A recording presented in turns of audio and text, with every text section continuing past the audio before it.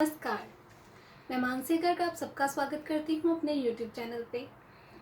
आप सभी को नवरात्रों के शुभ अवसर पर सभी को मेरी तरफ से शुभकामनाएं। आप जैसे सभी जानते हैं कि 17 अक्टूबर से नवरात्रे शुरू हो रहे हैं और ये 24 अक्टूबर तक रहेंगे। 25 अक्टूबर को विजयदशमी का त्यौहार मनाया जाएगा। हिंदू धर्म के अनुसार माँ देवी ही इस पूरे संसार में ऊर्जा का स्रोत है। उन्हीं की ही कृपा से हम सभी की मनोकामनाएं सिद्ध होती हैं और हम सभी प्रकार की सिद्धियां प्राप्त करते हैं। आइए जानते हैं कि इस नवरात्रों में कैसे उनकी पूजा करके उनको हम प्रसन्न कर सकते हैं और उनका हम आशीर्वाद प्राप्त कर सकते हैं। सबसे पहले जब नवरात्र के पहले दिन आपने नहा धोकर धरती माँ और इष्ट देव को और गुरुदेव को नमन करने के बाद गणेश जी का आवाहन करें। उसके बाद कलश में पानी और आम के पत्ते डालें और उसके ऊपर एक पानी वाला नारियल, उसके ऊपर लाल मोली या लाल कपड़ा बांध कर रखें। कलश में आप बादाम, 2 सुपारी और 1 सिक्का भी डालें।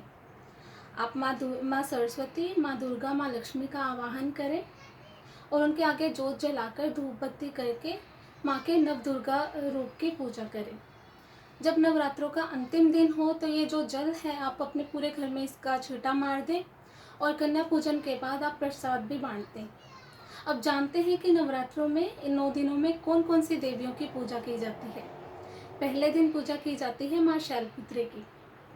पुराणों में ऐसी कथा है कि हिमालय की घोर तपस्या से प्रसन्न होकर माँ आदिशक्ति ने उनके घर में कन्या के रूप में जन्म लिया और वो शैलपुत्री कहलाई। और नवरात्रों का शुभ आरंभ शैलपुत्री की पूजा से ही होता है। दूसरे दिन पूजा की जाती है माँ ब्रह्मचारिणी की।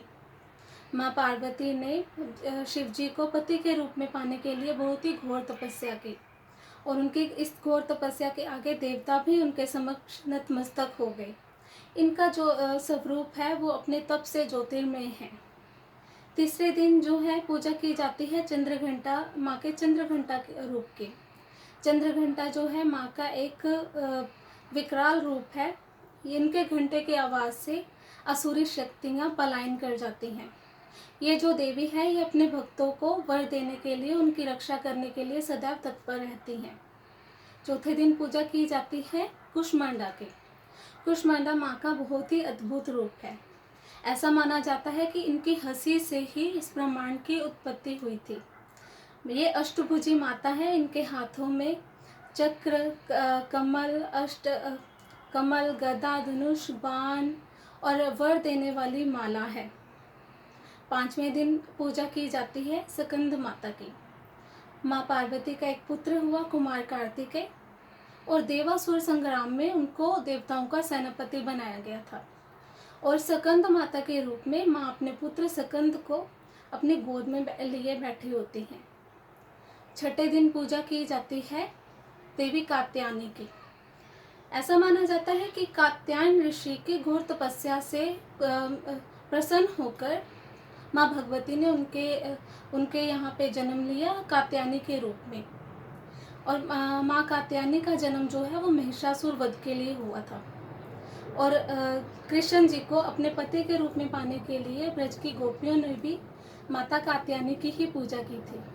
और जिन भी कुंवारी कन्याओं को शादी में दिक्कत आ रही हो या उनके कुछ ना कुछ देरी हो रही हो या प्रॉब्लम्स आ रही हो तो उनको माता कात्यायनी की पूजा करनी चाहिए। 7वें दिन पूजा की जाती है कालरात्रि की। ये माता का विकराल रूप है। इनके हाथों में लोहे का कांटा और खड्ग रहता है और ये इनका ये विकराल रूप देखकर असुरी शक्तियाँ पलायन कर जाती हैं। 8वें दिन पूजा की जाती है महागौरी की। महागौरी जो है ये माता का बहुत ही सौम्य रूप है। ये वृषभ पर विराजमान है। इन्होंने जब भगवान शिव जी के प्रसन्न करने के लिए घोर तपस्या की थी तो इनका रंग काला पड़ गया था।